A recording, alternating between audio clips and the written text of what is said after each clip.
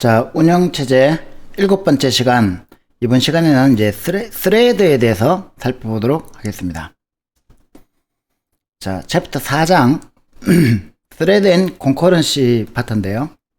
이것도 이제 상당히 중요한 파트입니다. 지금까지 우리가 배운 바에 의하면, 이렇게 이제 메모리가 있고, CPU가 있는 이런 아키텍처에서 여러 개의 프로세스, 즉 실행 중인 프로그램, 그러니까 어떤 인스트럭션들을 메모리에 로드해서 이렇게 CPU가 패치하고 엑스큐트하는 이 상태를 우리가 프로세스라고 했다, 그죠? 그리고 이 프로세스가 여러 개가 이렇게 동시에 올라가 가지고 멀티 프로그램드 되어 있는 상태에서 이 프로세스가 CPU들을 타임 쉐어링을 해서 컨텍스트 스위치를 하면서 동시에 콘커런트하게 실행이 될 수 있는 그런 구조를 생각했습니다. 그죠? 그러니까 이제 이 프로세스는 지금까지 우리가 생각한 거는 이제 싱글 스레드 오브 컨트롤, 이제 흐름이 하나밖에 없는 이런 프로세스를 생각해 봤다는 거죠.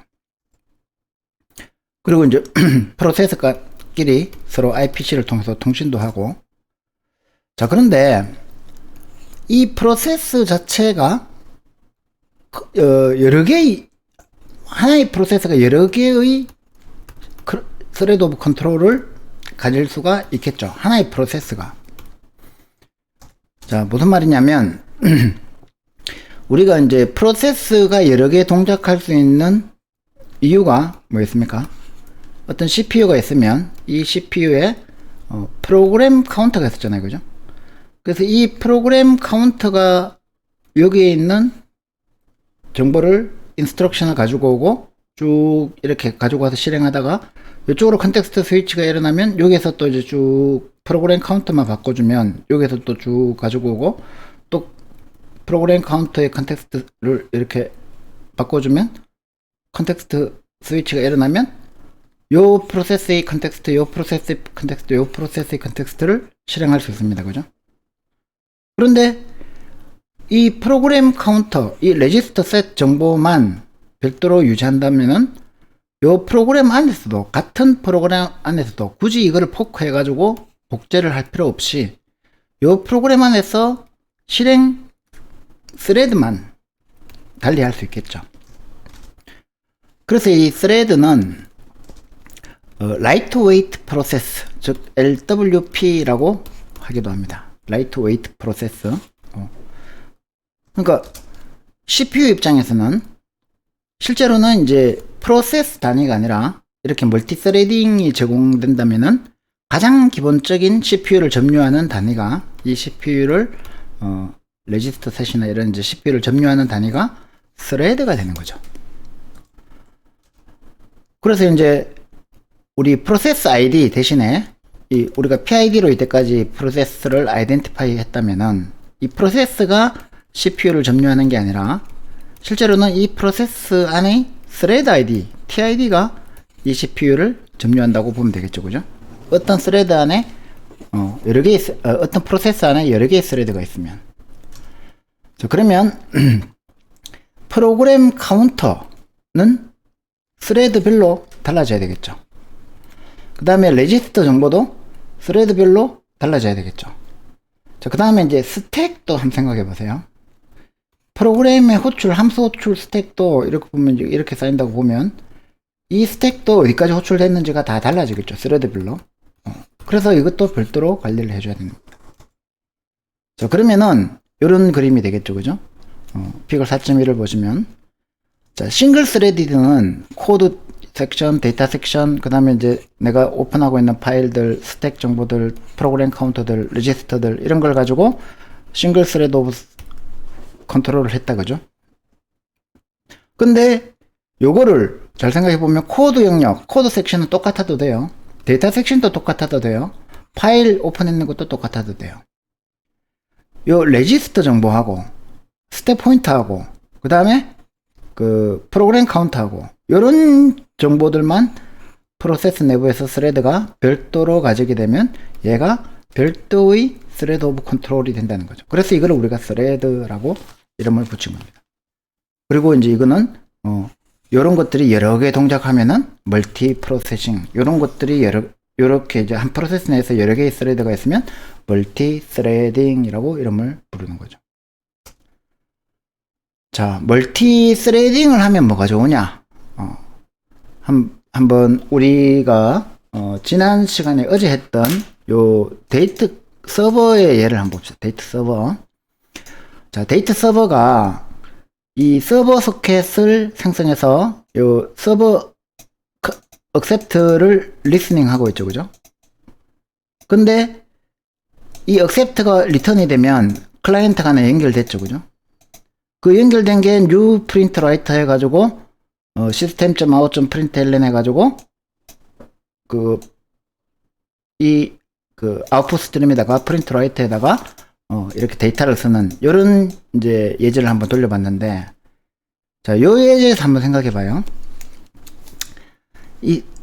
우리가 소켓, 즉 IP가 있는 부여된 컴퓨터에 어떤 포트 번호가 열려 있어요. 그죠? 그리고 이제 얘가 리스닝을 하고 있어요. 클라이언트가 액세스를 하면, 그러면 이제 새로운 소켓을 연결해서 데이터를 주고받고 이렇게 하죠. 그죠? 자, 이때 보면은 데이터를 주고받는 이 단계에서는 요 서버에서 새로운 연결이 들어오면 어떻게 되겠어요? 요걸 다 처리하고 난 다음에 다시 서버 액셉트를 처리하니까 얘가 만약에 데이터가 굉장히 크다, 뭐 영화 2GB 짜리를 보낸다, 그리고 블로킹 IO다, 그러면은 여기서 멈춰 있겠죠. 이걸 다 처리하고 여기 들어온단 말이에요. 그죠? 그러면은 이제 요 그림을 보시면 클라이언트가 서버에 리퀘스트를 했어요.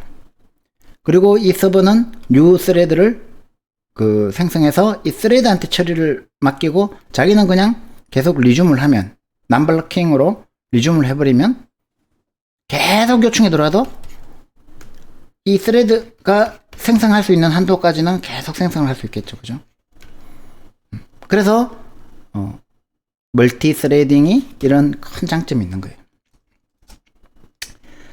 자, 그래서 이제 클라이언트 서버 시스템, 대표적으로 이제 웹 서버나 그 외에도 뭐 수없이 많은 응용들이 있어가지고 대부분의 이제 현대적인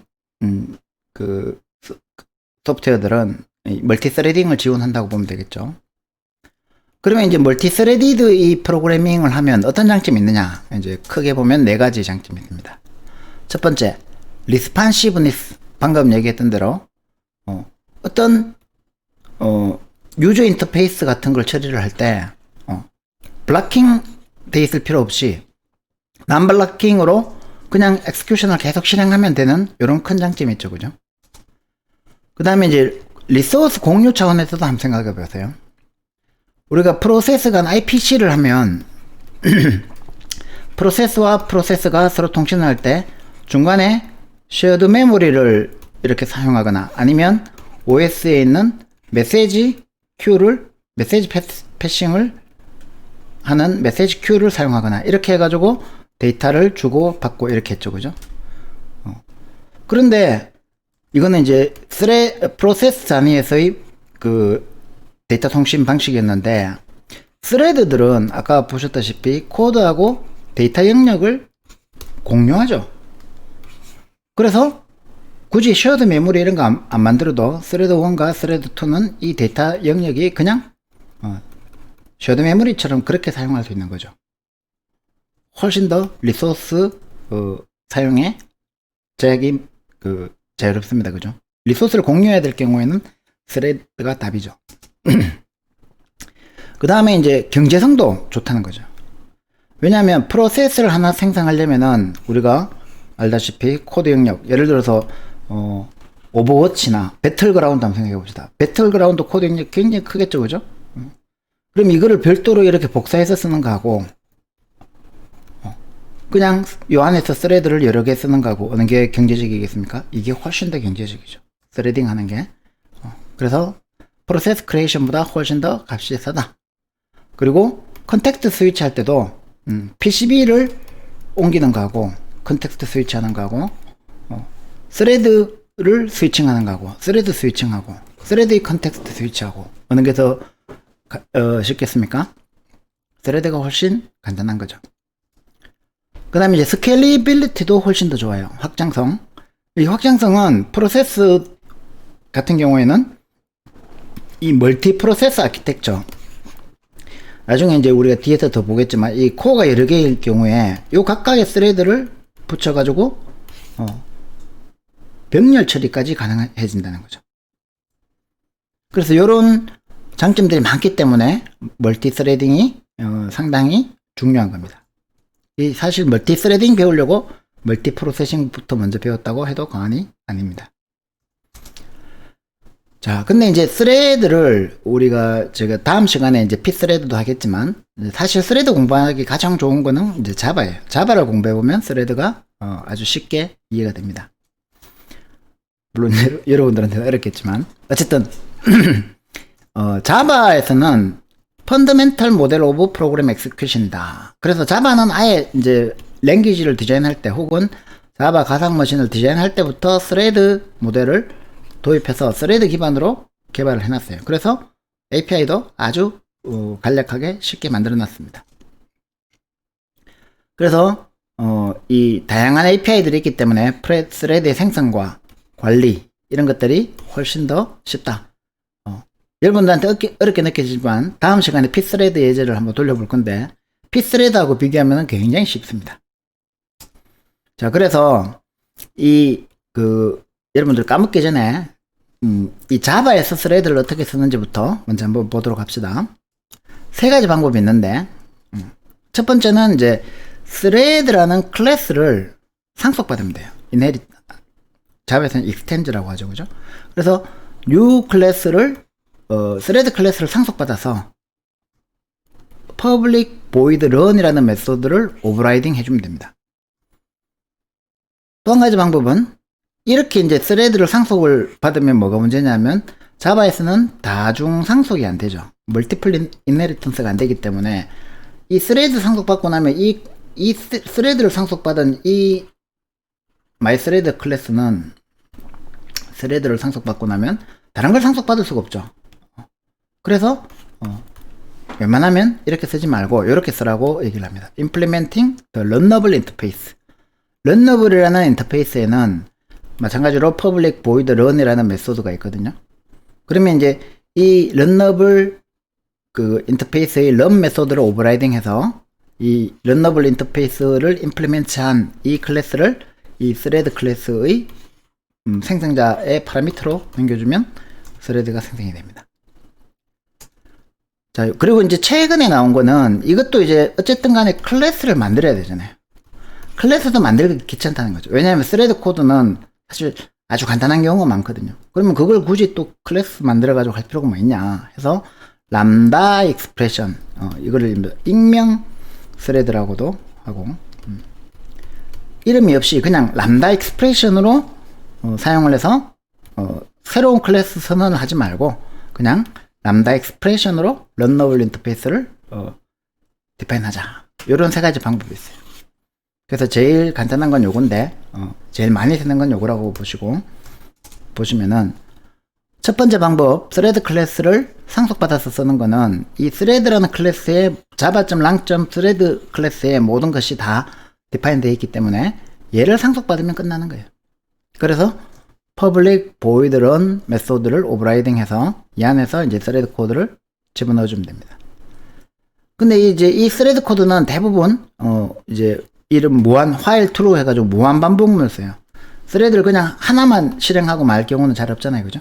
그래서 스레드는 무한 반복하면서 뭔가를 하는 거를 주로 구현하기 때문에 while true 이렇게 하는데 thread.sleep 해가지고 이게 500ms니까 0.5초입니다. 0.5초 슬립 하면서 hello thread라고 이제 콘솔에다가 출력을 하죠. 그 다음에 이제 조금 이따 보겠지만 이제 이 스레드의 종료를 하기 위해서 interrupted exception을 얘가 try catch를 해줍니다. 이렇게 하면 이제 대부분의 스레드 코드는 구현이 되는 거예요. 자, 이거를 이제 이렇게 해놓고 이제 new mythread라고 하면은 이 mythread 클래스의 인스턴스가 생성이 되죠, 그죠?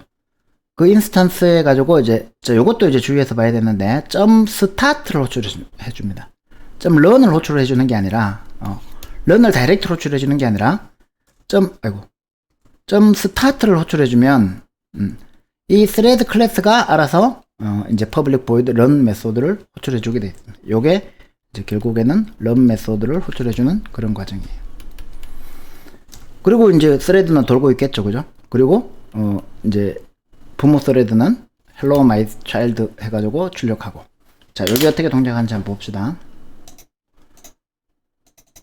thread example 1 해서 얘를 돌려보면, 자, 보시다시피 중단시키고 thread 클래스를 하나 생성을 해서 thread.start를 호출했죠, 그죠? 자, 그리고 보면은 hello my child가 먼저 호출이 됩니다, 그죠? hello my child가 이제 출력이 되고, 그 다음에 while true 해가지고 public void run이 지금 이렇게 0.5초에 한 번씩 쭉 실행되는 거 보셨죠, 그죠? 요거는 왜 그러냐 잘 생각해 보면, 우리가 이제 요 과정이 우리가 포크하는 거하고 똑같다고 보시면 돼요. 뭐냐면은 우리가 여기서 new my thread 했을 때는 그냥 thread만 생성된 거고, thread.start를 호출하면, 자, 요렇게 이 메인 메소드에서 실행되고 있는 이게 이제 메인 스레드입니다. 메인 스레드가 새로운 스레드를 하나 생성을 했는데, 스타트를 호출하면 이 스타트가 런을 호출해주고, 런이 이제 여기서 런이 실행되는 거예요, 그죠? 그러면은 스타트 호출해주고 난 다음에 아직 컨텍스트 스위치가 안 일어났죠. 스레드 간의 컨텍스트 스위치가 안 일어났으니까 hello my child를 이제 먼저 출력해주고, 그 다음에 이제 런이 컨텍스트 스위치가 일어나서 런이 실행되면 여기서 이제 hello thread가 실행이 되는 거죠. 자, 요게 이제 가장 기본적인 방법이고, 주로 이제 많이 쓰는 방법은 런너블 인터페이스를 임플리멘테이션 해주라 그랬죠, 그죠? 자, 런너블이라는 인터페이스가 있어요. 이 런너블이라는 인터페이스에는 public void run 메소드가 있습니다. 요거 하나밖에 없어요. 그러면은 이제 이거를 임플리멘트 했으면 얘는 이제 요 메소드를 가진, 요 메소드 하나를 가진 단순한 클래스가 되죠, 그죠? 이 클래스의 인스턴스를 new로 해서 만든 다음에 new my thread 2 해가지고 인스턴스 만든 다음에 thread 클래스의 생성자의 파라미터를 남겨주는 거예요. 그러면 이제 이 thread 클래스가 요 my thread 2의 이 thread 클래스가 런을 호출하면 뭐가 호출되겠습니까? 얘의 런을 호출해 준다는 거죠. 그러면 thread.start 하면은 똑같은 형태가 됩니다. 요거는 뭐 똑같으니까 그냥 실행만 한번 해봅시다. 자, my runnable child 해가지고 runnable 이렇게 나오는 게 보이시죠, 그죠? 그래서 이거는 뭐 똑같으니까 크게 어렵지 않을 거고.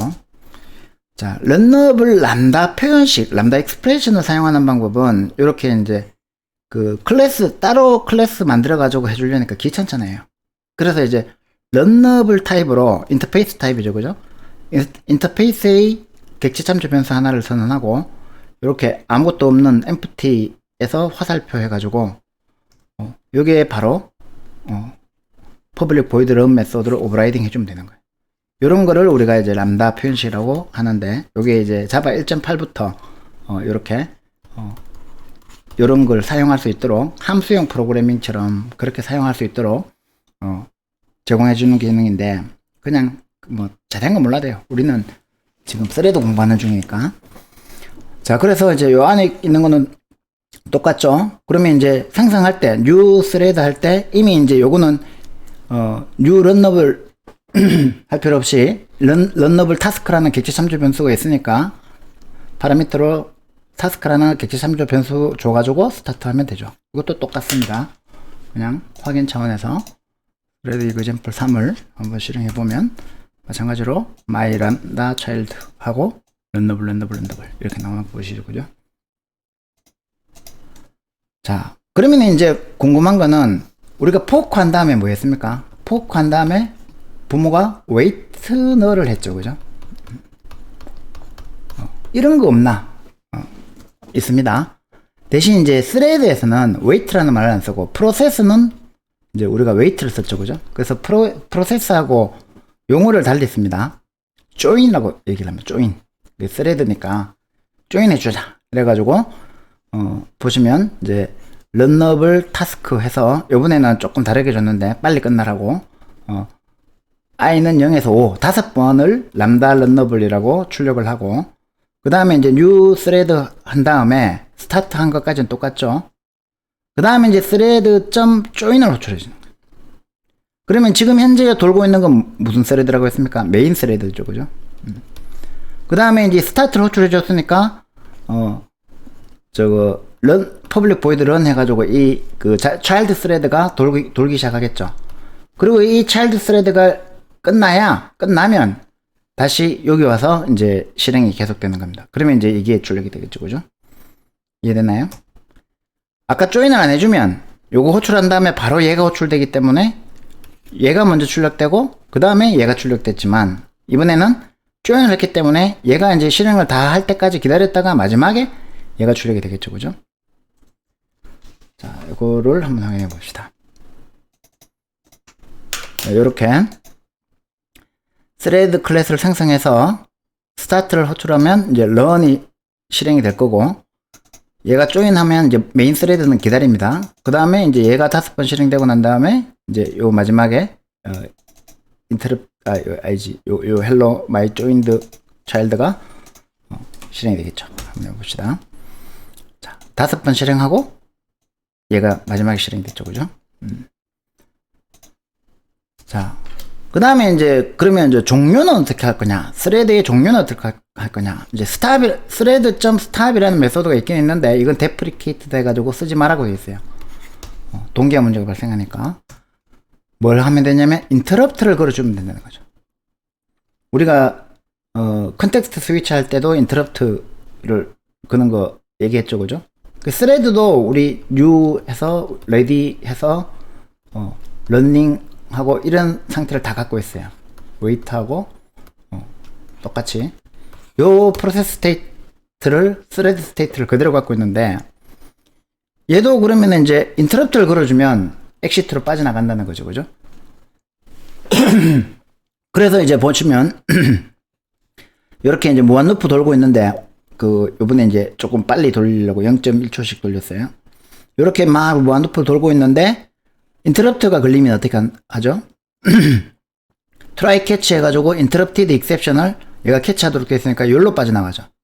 여기로 빠져나가면 얘를 실행하고 난 다음에 런이 끝나니까 리턴 되겠죠. 그죠? 마찬가지로 new thread task에서 sleep 500 이제 금방 인터럽트 걸면 안 되니까 메인 스레드가 500 0.5초 기다렸다가 인터럽트를 걸어주면 어떻게 되는지 한번 봅시다. 자세히 보세요. 얘가 지금 스레드 슬립 0.1초죠. 그죠? 0.1초마다 란다 런너블을 실행하고 있는데 5초 대기했다가 인터럽트를 걸어줬어요. 그러면 이제 얘가 5번 실행하는 중에 5번 정도 실행하는 중에 인터럽트가 걸렸으니까 이제 그거 빠져나가겠죠. 그죠? 근데 꼭 5번을 실행하는 건 아닐 거예요. 자, 실험을 해보면 하나, 둘, 셋, 넷, 5. 그 다음에 5번 얘가 한 5번 정도 도는데 인터럽트가 걸렸으니까 빠져나와서 요거를 출력하고 I'm interrupted를 출력하고 그 다음에 이제 여기서 그 얘가 넘어왔으니까 hello my interrupted child 이렇게 되겠죠. 그죠? 근데 이걸 여러 번 실행해보면 이상하게 나올 수도 있어요. 꼬이면 지금 항상 예측 가능한 대로 나오는데 자 이런 식으로 이제 여러분들이 그 스레드 자바를 지금 모르시는 분도 있고 안다고 하더라도 스레드 프로그래밍을 안 해본 분도 있고 해봤다 하더라도 이게 어떻게 돌아가는지 이해가 안 되는 분들이 있을 겁니다. 다양하게 있을 텐데 그래도 지금 제가 제시한 요 그 example 스레드 example 1, 2, 3, 5 그 5개는 꼭 한번 돌려보세요. 왜냐하면 이 프로그램은 짤 줄 몰라도 돼요. 그 프로그램은 자바 스레드 프로그램을 공부하는 게 아니라 우리가 스레드를 공부해야 되는데 6장 6장하고 7장 가면 스레드 동기화 프로세스 동기화 부분에서 또 이런 이제 그 문제들이 나오는데 요 자바를 기준으로 제가 설명을 할 거예요. 그게 제일 쉬우니까. 그런데 이걸 모르면 나중에 그것도 이제 이해하기가 굉장히 어려워져요. 실제로 안 돌려보면. 그러니까 이제 제가 요거 제시한 요 5개는 그 뭐 구글링을 좀 하든지 해서 한번 왜 이렇게 돌아가는지 좀 이해를 하신 다음에 그 6장하고 7장 다음 주에 수업을 들어야 될 겁니다. 자, 그래서 이제 기본적으로 스레드가 뭔지는 이해하시겠죠? 뭐 크게 어려운 건 아니에요, 그죠? 우리가 프로세스라는 거를 공부했는데 이 프로세스의 코드 영역이나 데이터 영역을 공유한 상태에서 프로그램 카운터나 레지스터 정보나 이런 거를 따로 가지면서 이 하나의 프로세스 안에서 돌고 있는 이 라이트웨이트 프로세스들을 스레드라고 한다. 자, 그런데 이제 문제가 그렇게 간단치가 않다는 거죠. 왜냐하면 이 CPU 하나에 램 하나 있던 이 구조에서는 그나마 좋았는데 좋은 시절 다 갔죠. 코어가 여러 개 있고 혹은 프로세서가 여러 개 있고 이런 이제 멀티코어 시스템이 오니까 이제 멀티 스레딩이 기능적으로는 좋아졌는데 문제가 너무 어려워졌다는 거죠. 이 콘커런시가 훨씬 더 향상이 돼요, 그죠? 멀티플 코어가 있으면. 왜냐하면 자 4개의 코어가 있다고 생각해 봅시다. 그리고 4개의 스레드가 돈다고 생각해 봅시다. T1, T2, T3, T4가 어차피 콘커런트하게 돌아야 되는데 굳이 타임 쉐어링 할 필요 없이 그냥 자체 코어 하나 잡고 얘가 여기에서만 돌면 컨텍스트 스위치고 뭐고 다 필요 없잖아요. 독점해서 쓸 수 있잖아요, 그죠? 그래서 T5, T6가 생기면 뭐 얘하고 둘이서 요 코어를 공유하든지 얘하고 둘이서 요 코어를 공유하든지 이렇게 하면 되니까 훨씬 더 콘커런시가 좋아지죠. 임프루브 되죠, 그죠? 그래서 이제 4개의 스레드를 한번 고려해보면 싱글 코어에서는 시간에 따라서 인터리빙 돼야 되죠. 이것도 이제 중요한 용어 중에 하나인데 인터리브 된다. 이거는 이제 쉽게 말하면 그 사이사이에 끼워 넣는데 우리가 이때까지 시분할 할 때 했던 거 P1, P2, P3, P4 이렇게 하는 거 요렇게 이제 인터리빙 사이사이에 끼워 넣는다. 그래가지고 이제 인터리브도 된다는 거죠. 오버 시간에 따라서. 근데 이제 멀티플 코어하면 패럴렐하게 돌 수 있죠. 병렬적으로 동시에 돌 수 있죠, 그죠? 방금 내가 그림으로 설명했듯이 싱글 코어에서는 T1, T2, T3, T4 실행하고 다시 T1, T2, T3, T4 이게 뭡니까? 타임 쉐어링이죠, 그죠? 시분할 체제. 이때까지 우리가 해왔던 콘커런트 프로세싱입니다, 그죠? 근데 이제 코어가 만약에 2개면 T1, T2 돌리고 T3, T4 돌리고 T1, T2 돌리고 T3, T4 돌리고 이렇게 타임 쉐어링을 하면서 동시에 이 코어를 나누어서 패럴렐하게 돌려서죠. 패럴렐 엑스큐션 거죠. 패럴렐 프로세싱을 할 수 있다는 거죠. 만약에 코어가 4개면 4개 따로 돌리면 된다는 거죠. 3개면 4개가 3개를 공유하면서 같이 쓰면 된다는 거죠. 자, 그렇게 하니까 이제 프로그래밍 챌린지, 그러니까 문제가 많이 생긴다는 거죠. 물론 문제가 많이 생기면 좋습니다. 왜냐하면 그거 잘하면 연봉이 올라가니까. 자, 어쨌든 identifying task, 우리가 이제 어떤 부분들이 세퍼레이트하게 실행될 수 있는지를 찾아내는 능력이 필요하다는 거죠. 자, 예를 들어서 우리가 100만 개의 정수가 있는데 이거의 합을 구해라 이러면은 얘는 다 세퍼레이트 하자, 그죠? 이 나눠 가지고 얘들을 따로따로 더해 가지고 나중에 다 합치면은 100만 개의 합을 구할 수 있죠, 그죠? 근데 만약에 이걸 가지고 정렬해라 이러면은 물론 얘를 정렬하고 얘를 정렬해 가지고 합치고 그거 하면 되지만 이게 머지 소트죠, 그죠? 그러면 얘하고 얘하고 합친 다음에야 얘하고 얘를 합칠 수 있죠. 그래서 완전히 병렬적이지가 않다는 거예요. 그래서 그런 태스크가 뭔지, 쪼개서 동시에 패러렐하게 할 수 있는 게 뭔지, 디펜던시가 뭔지, 이런 것들을 찾아내는 게 이제 프로그래머의 할 일이 된다는 거죠. 그 다음에 이제 밸런스도 맞춰줘야 돼요. 만약에 equal value를 가지고 equal work를 하도록 해야 되지, 만약에 데이터가 있는데 잘못 쪼개가지고 이만큼 쪼개가지고 thread 1한테 시키고 얘한테 thread 2한테 시키면 thread 2는 빨리 끝나가지고 놀고 있고 thread 1은 바빠서 죽도록 일하고 있고 이렇게 되는 경우가 생기죠. 그죠? 그래서 이거를 밸런싱을 해주는 작업도 프로그래머가 할 일이라는 거죠. 그래서 이제 데이터를 어떻게 쪼개느냐가 상당히 중요한 거예요. 그죠? 세퍼레이트 코어에 실행될 수 있는 데이터도 디바이드 돼야 되고, 또 이 데이터들의 디펜던시도 고려해줘야 된다는 거예요. 그죠? 실행할 때 잘 동기화를 해서 아까 얘기했듯이 요거하고 요거하고 합쳤으면 요거하고 요거하고 합쳤는 거하고 합치도록 이렇게 동기화를 시켜줘야지 머지 소토가 이루어진다는 거죠. 요런 문제들, 어떤 타스크를 병렬 처리할 수 있느냐, 그 다음에 밸런스를 어떻게 맞춰주냐, 그러기 위해서 데이터를 쪼개고 의존성 처리를 어떻게 해줄 거냐, 이런 문제들이 이제 멀티 스레딩 프로그래밍의 챌린지가 되는 거죠. 도전 과제가. 그리고 이제 테스트하고 디버깅 하는 게 굉장히 어려워져요.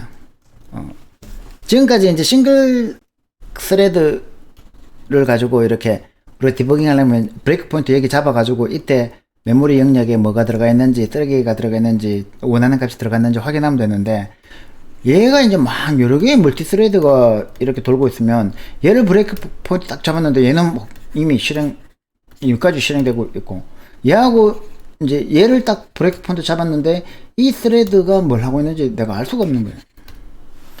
그래서 멀티 스레드가 들어가면 그 시스템은 디버깅하고 테스팅하는 게 굉장히 어려워지고, 그걸 또 잘하면 고액 연봉을 받을 수 있고, 하여튼 그렇습니다. 그래서 이제 그 패럴렐리즘, 즉 병렬 처리의 가능성은 이제 두 가지로 보는데, 하나는 이제 데이터를 각각의 코어에 이렇게 쪼개주는 거, 데이터 패럴렐리즘, 데이터 병렬성. 그 다음에 이제 데이터는 하나로 그냥 두고 이 타스크를 쪼개는 방법, 이런 거를 이제 데이터 패럴렐리즘, 태스크 패럴렐리즘 이렇게 얘기를 하는데, 사실 지금은 이거보다 이제 더 수준이 너무 올라가 버렸죠. 그죠? 디스트리뷰티드, 분산 시스템이 됐기 때문에 데이터 패럴렐리즘, 태스크 패럴렐리즘은 구분할 이유가 없어요. 왜냐하면 우리가 하둡이라는 말 들어보셨죠? 그죠? 하둡 같은 거. 그러니까 이 컴퓨팅 자원도 수만 개고, 그 다음에 이 디스크도 아예 컴퓨터 스토리지 에리아 뭐라 그러니 용어도 까먹었다. 하여튼 그런 것들을 통해서 이 분산 시스템, 컴퓨터 이제 한 개 가지고 단일 컴퓨터로 서비스하는 게 아니라는 거죠. 그러니까 엄청나게 큰, 지난 시간에 우리가 했던 클라우드 시스템 이런 데서 스토리지도 굉장히 복잡하고 CPU도 굉장히 복잡하고 메모리도 굉장히 복잡해요. 그죠? 그래서 이제 맵 리듀스 이런 방법을 써가지고 분산 처리하는 단계까지로 넘어가 버렸기 때문에 이 단계는 뭐 크게 중요하지는 않습니다. 이제 나중에 여러분들이 분산 시스템을 분산 과목 이름이 뭐지? 분산 시스템 이런 거를 통해 가지고 이 그 컴퓨팅 엔바이러먼트를 확인해야 되는 거예요. 자, 그러면은 이제 우리가 멀티 스레딩까지 가능해진 시스템에서 이 암달의 법칙이라는 거를 한번 고려해 봅시다. 암달의 법칙은 뭐냐면 이렇게 묻는 거예요. CPU 코어는 무조건 많으면 좋은가?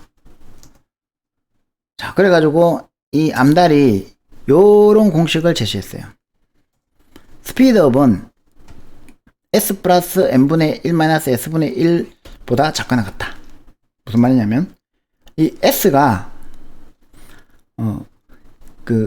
어떤 시스템에서 시리얼하게 실행될 수 있는 비율이라는 거예요. N은 코어의 개수고. 자, 그러면은 이제 예를 들어서 S가 0.25다. 즉, 얘가 이제 시리얼하게 진행되어야 하는 거니까, 자, 전체에서 0.25니까 한 요 정도라고, 25%, 한 요 정도는, 얘들은 병렬 처리가 가능하고, 얘들은 병렬 처리가 가능한데, 얘가 무조건 시리얼하게, 실행돼야 되는 거죠. 뭐, 예를 들어서, 뭐, 이런 거 있겠죠. 요거 더하기 요거, 요거 더하기 요거, 요거 더하기 요거, 요거 더하기 요거, 요거 더하기 요거, 이렇게 더하기는 병렬로 해야 되는데, 하나씩 더 하려면 안 되지 않나? 어쨌든, 요렇게 이제 시리얼하게 할 수밖에 없는 그런 포션이 25%, 즉 0.25가 되면, 요 공식에 대입하면 0.25 더하기 2분의 n이 2면 1-s분의 1이 되니까 이걸 계산하면 1.6이 되나봐요. 계산 못하겠다. 어쨌든 1.6의 그 스피드업이 있으면, 자, 이론적으로 100% 내가 이제 그거 실행해야 되는 게 10초가 걸린다면, 두 개의 코어에서 동시에 정확하게 100% 병렬 처리가 가능하다면 얘하고 병렬 처리하면 어떻게 돼요? 5초밖에 안 걸리죠, 그죠? 스피드업이 얼마입니까? 10초에서 5초로 가면 2배 빨라진 거죠, 그죠? 근데 만약에 25%만 시리얼하게 진행을 해야 된다 하더라도 1.6배밖에 안 된다는 거죠. 만약에 4배면, 코어가 4개가 있으면, 이론적으로는 4배 빨라져야 되는데, 시리얼하게 실행해야 되는 비율이 25% 있으면 2.28배밖에 안 빨라진다는 거죠. 그래서 이거 보시면은 이제, 만약에 이론적으로는 이렇게, 이제, 만약에 모두가 병렬 처리 가능하다면 이렇게 증가하겠지만, 실제로는 한 25%만 있어도, 여기 0.5%, 0.10%, 0.50%, 50%만 있어도 이렇게 되고, 그 다음에 25%면 이렇게 되고, 0.50% 있으면 요렇게 된다는 거죠. 한 50%만 시리얼하게 진행해야 된다고 하더라도, 실질적으로 코어 수가 아무리 늘려도 소용이 없다는 거예요. CPU 코어 만드는 사람들한테 재뿌리는 이론이죠, 그죠?